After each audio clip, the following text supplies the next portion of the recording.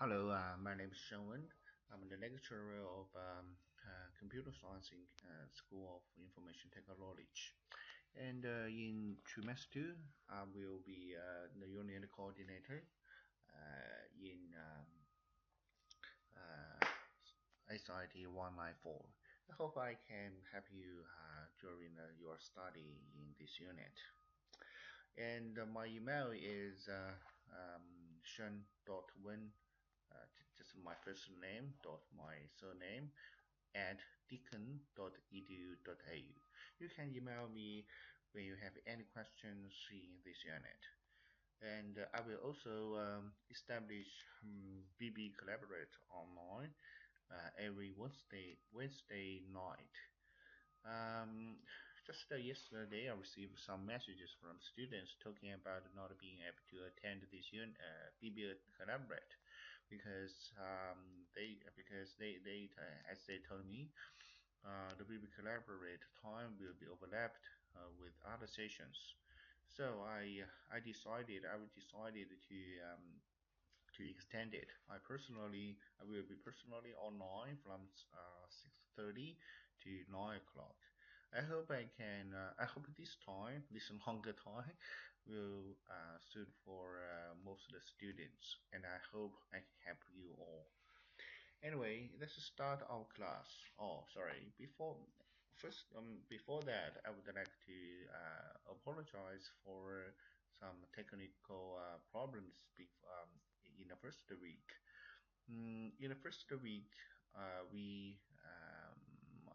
because of some technical problem and the sudden relocation of the classroom, we may not be able to take a record properly. So uh, in order to I know it's not fair to cloud students. So I needed to I want to apologize for this fault, and I hope because right now I'm redoing the recording. I hope I can help you in your following study. And sorry for the inconvenience. Okay, let's start our study. In this week, this is um, um, the first concept. The first concept in this unit is about functions and inverse functions. Uh, First of all, we need to understand what is real functions, considering only real numbers x and y. Both x and y belong to real domain, from negative infinism to positive infinism. We have the definition of a relation. So what is relation? Okay, relation, we have two real numbers, x and y, and we want to discuss about the relation between x and y. So at this moment we will use a function, but before that, what is relation?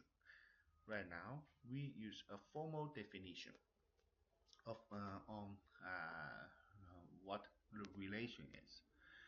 um, a relation is a set of ordered pairs x and y. X and y. Uh, a relation can be sketched on the usual Cartesian axis. For example, here we give you an example: x squared plus y squared is equal to 9. I think some of the students may understand that this is a cycle. This is a circle. This is a circle, and with the radius to be 3. Am I right? I have already sketched it. I have already sketched it.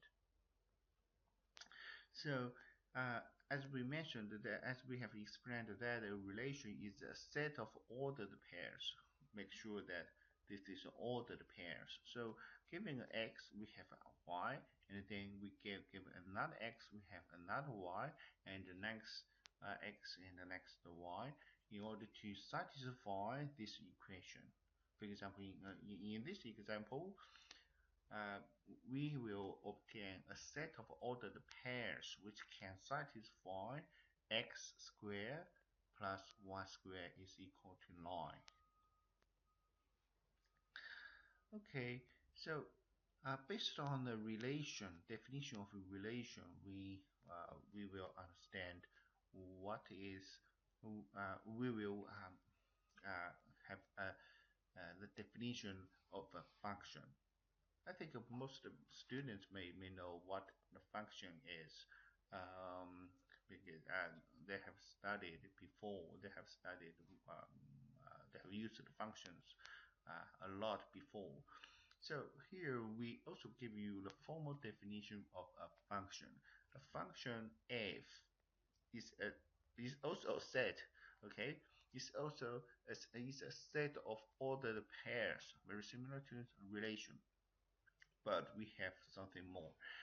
Uh, a function f is a set of ordered pairs x and y such that for each possible for each possible x, there is exactly one possible y. So we have x, and then we must have one possible y. Remember that exactly one possible y. Exactly one. Okay. So now I ask you, given a function, we according to the definition, given a possible x, should we have to make sure we have y, but then we have exactly one possible x? We just reverse it. Will it be supported again? Will we? I think some of the students may understand the result now. Here I give you an example of I give you an example of a parabola. I think some of the students may know parabola. Here we have given an x. Definitely we will have exactly one possible y. However, in this parabola, giving y exactly one y, we will have 2x. So giving a function, you just remember that one possible x exactly one y, but we may have another x which can which will correspond to the same y. However, given one y, you know, no matter how many x we will have one y, but no matter, but we may have give me one y, we may have multiple x. So this is this is a mandatory requirement for the definition of a function. And then we have domain of f, domain of the function. The function is a set of all possible x values. Um, this is all possible x values, and the range of the function is the set of all possible y values. In in this function, I want to use previous example to strengthen your understanding of the function. As I mentioned, each possible x will have exactly one y. Then I ask you, x squared plus y squared is equal to 9. That cycle, is that a function? How many students can give me the answer? Whether whether the whether the cycle x squared plus y squared is equal to 9 is a function? I think most of the students, according to our previous explanation, I think most of the students may give me the answer that this is not a function. Why? Given an x, we can have 2y sometimes in most occasions. For example, we gave x here. We just draw a vertical line which is parallel to y axis. It will intersect with the cycle with 2 points, which corresponds to 2y. So at this moment, x squared plus y squared is equal to 9 is what? Is not a function. But here for the parabola, it is. Definitely it is. It is a function. Okay. Now, in addition to the to the discussion of function, we we continue to use we continue to use parabola example, and the function should be in algebra. The function is y is equal to x squared plus 1. And here the domain, what's the domain? What's the domain? The parabola's domain is from uh, negative infinitesimal to infinitesimal. So all real x. And what is the range? So the bottom is the smallest value in parabola. In this case is 1.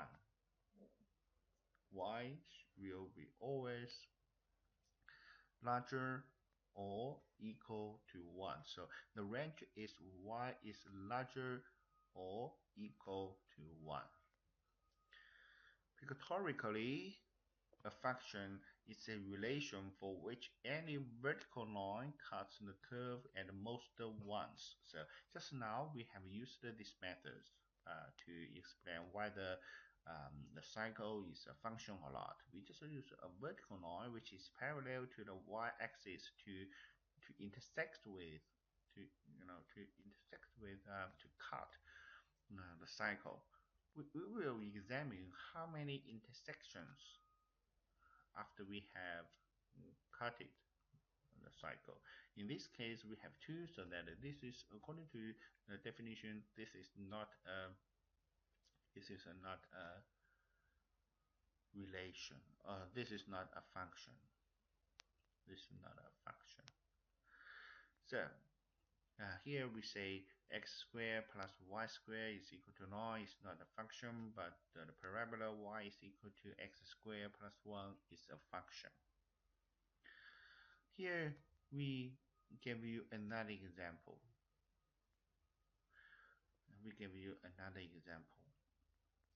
If, as we have explained, the x squared plus y squared is equal to 9 is not a function.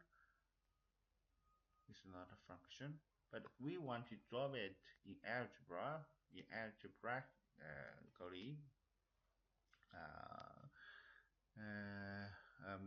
algebraical method. Okay, in algebra method, we just draw y.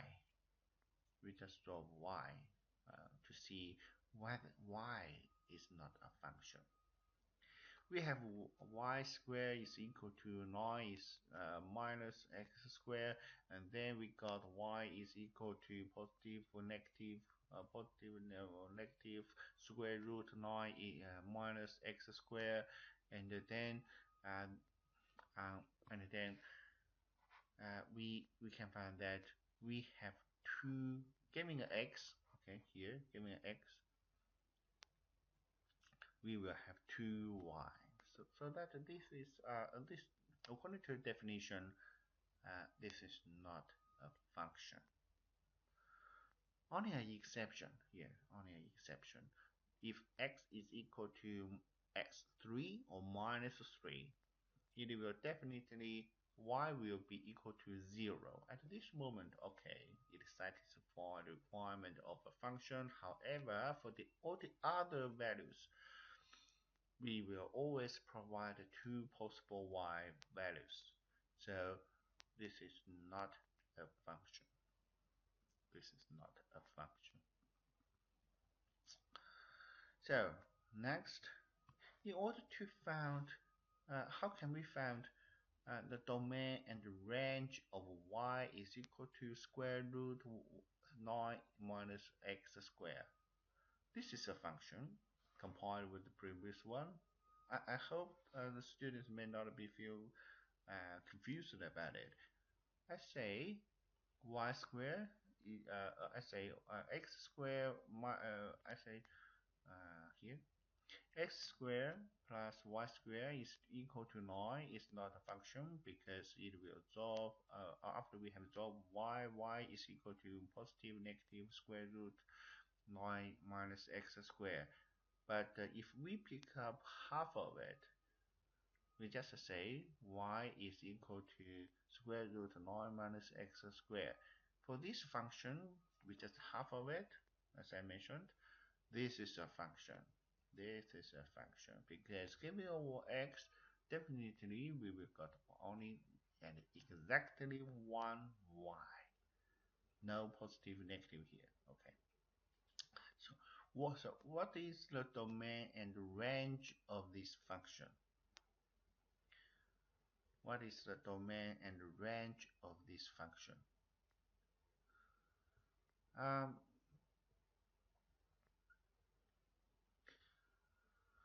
we just uh,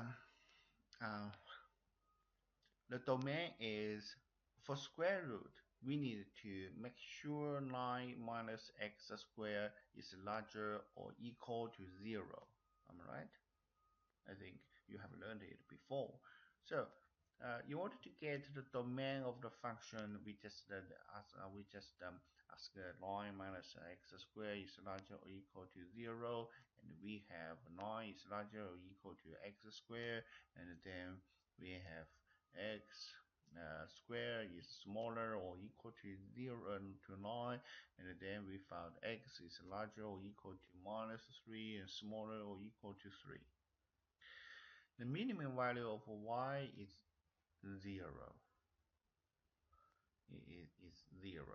So here we have a sketch it. We have sketch it. Here is a sketch. Here is a sketch of this of the function. Here is the sketch of the function.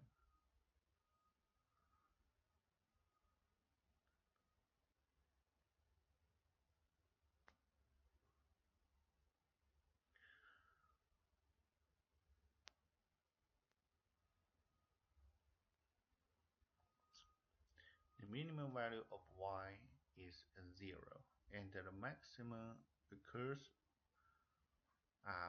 And from the sketch, we also found that the maximum occurs when x is equal to 0 at this point. Also 3. Also 3. For the range, the range will be the set of all possible y. So from this sketch, we can find that all possible y will be from 0 to 3. From 0 to 3. Am I right? Okay. Okay. Now we uh, um,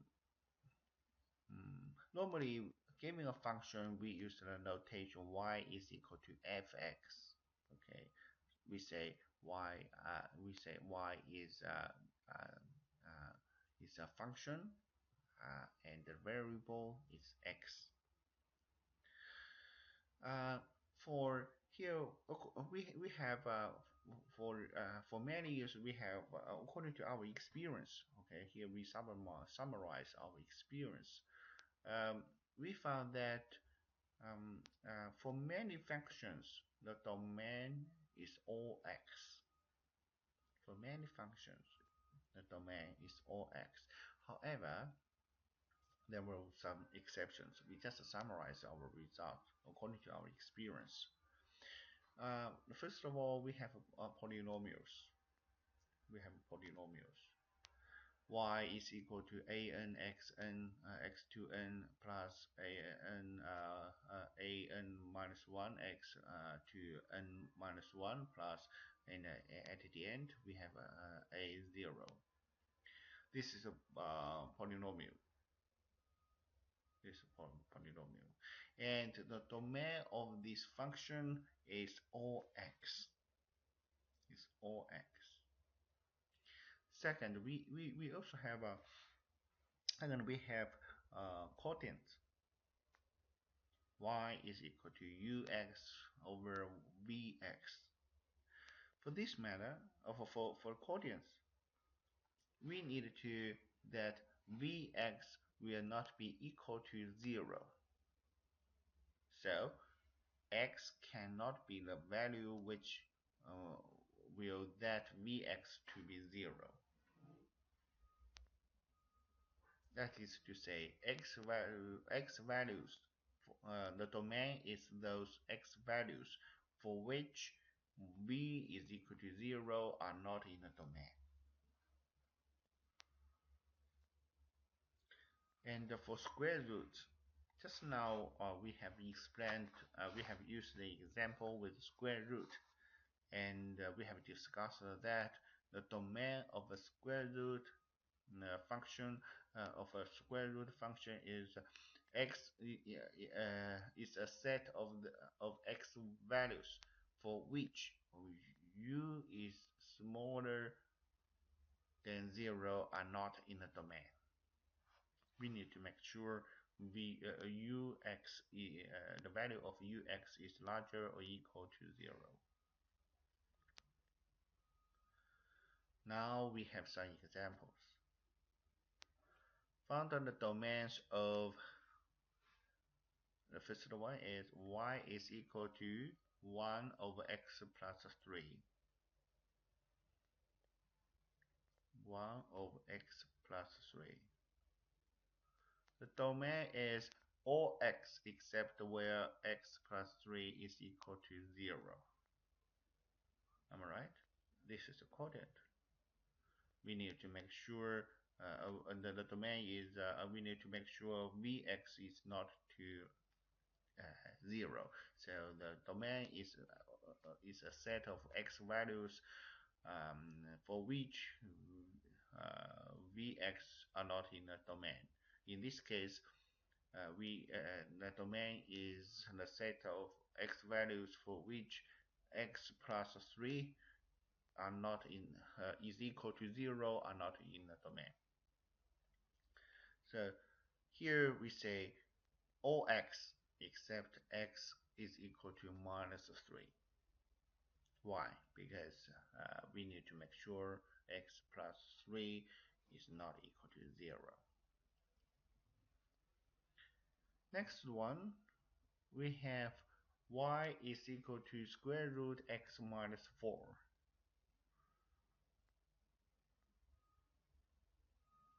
So in this case, this is square root. We have discussed it before. We need to make sure x minus 4 should be larger or at least equal to 0. So what is the domain? The domain is larger or equal to 4.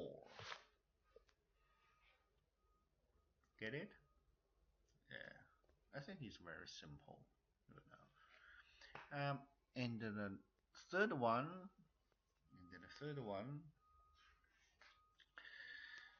we have y is equal to 4x over x square minus 1. So, what is the domain? Because this is a quotient, we need to make sure x square minus 1 is not equal to 0. So we have x minus 1 and by x, sorry, first of all, we need to make sure x squared minus 1 is not equal to 0. So we solve this by factorization. We have x minus 1 by x plus 1 is equal to 0. I think most of you may remember the formula that x minus 1, and we can factorize x square minus 1 to be x minus 1 by x plus 1, and then we can let them to be equal to 0 and solve it. Then we got x is equal to positive or negative 1, and finally the domain is all x except x is equal to 1 or minus 1. Go to that. Go to that. Okay, let's come to the next part of this week. We have and next we will talking we are talking about the modulus. We are talking about the modulus. We have the first of all we define it algebraically.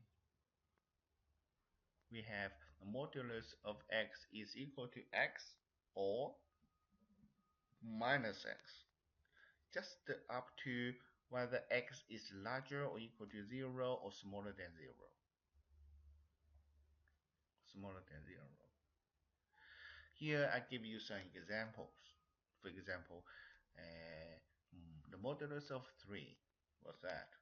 3. Because 3 is larger or 0 or equal to 0, and the modulus of minus 3 is equal to 3, as minus 3 is smaller than 0. The modulus of x, okay, sometimes we call it the absolute value of x, is what? Oh, in geometry, is the distance of x from the origin. Here we use a line, we use x axis, and we have the origin. Here is minus 3, and here is 3, and because 3 the absolute value of 3 is 3, and the absolute value of minus 3 is also 3. So here we have we can see from this sketch, the modulus of x is the distance of x, no matter whether it's minus 3 or 3. It will be the distance of x from the origin. This is the meaning of its geometrical in geometry. Okay. The sketch is found by joining the straight lines y is equal to x and y is equal to minus x. Giving the function of y is equal to the modulus of x. Can you get that? Because for x is larger or equal to 0, y is equal to x. But for the values when x is smaller than 0, y is equal to minus x. For the range, for the domain, we can see from the sketch it should be all x, but for the range, always larger or equal to 0. Here we make a note that x and the modulus of x is also given by the square root x squared.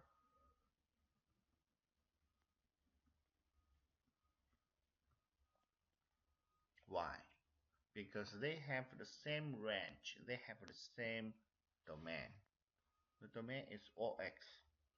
However, the range is they should be larger or equal to 0. More generally, okay, more generally, we have y is equal to the modulus of ux, which is equal to uh, different from previous definition. Here we have we just use x, but in this but more generally we just use ux to substitute a single x, and we have the modulus of ux is equal to ux if ux is larger or equal to 0, or minus ux if ux is smaller than 0. More than 0. Okay. Uh, if given a function ux modulus is equal to bx modulus, so we can solve it by ux is equal to positive or minus ux, because they both of them are the same according to the geometrical meaning. Both of them are the distance from the origin. Then, okay, we can have an example here. A is equal to 1 is equal to the modulus of a minus 1 is equal to the modulus of b minus 1, and then we can solve it by a minus 1 is equal to positive or negative b minus 1, and we can get a minus 1 is equal to b minus 1, or a is a minus 1 is equal to minus b plus 1. And finally, we can get a is equal to b, or a is equal to minus b plus 2.